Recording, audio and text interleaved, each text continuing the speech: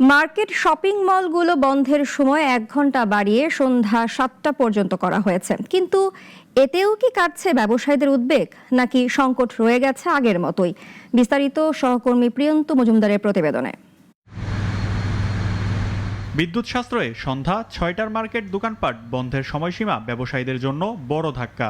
সেই প্রেক্ষাপটেই সার্বিক পরিস্থিতি পর্যালোচনা করে সরকার 1 ঘন্টা সময় বাড়িয়ে সন্ধ্যা 7টা করেছে বলে গতকাল সংবাদ সম্মেলনে জানায় বাংলাদেশ দোকান মালিক সমিতি।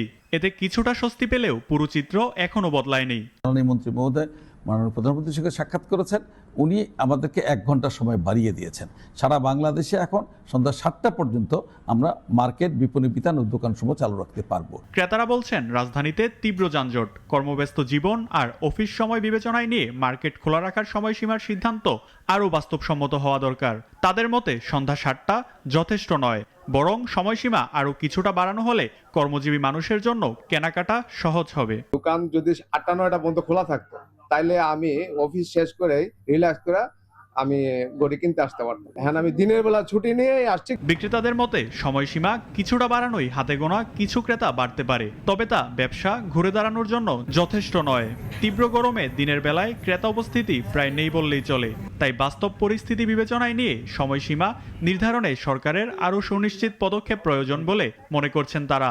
6টা থেকে 7টা পর্যন্ত বাড়ানো হওয়ার কারণে হয়তো কিছুটা সিস্টেম হয়েছে, বাট আপনাদের আরেকটু বাড়াতে হবে। আর একটু না বাড়ালে আমরা নিজেরা বিপদগ্রস্ত হয়ে যাব এবং আমাদের ব্যবসা টিকে রাখতে পারা অসম্ভব হয়ে দাঁড়াবে।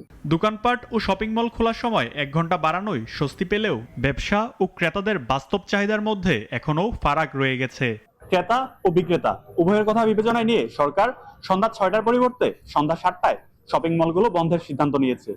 এখন দেখার বিষয়, সন্ধ্যার পর যে হাটটাকে ভরে উঠতো শপিং মলগুলো কেনা বেচা, সেই চিত্র কতটা ফুটে ওঠে। প্রিয়ন্ত মজুমদার, নাগরিক, ঢাকা।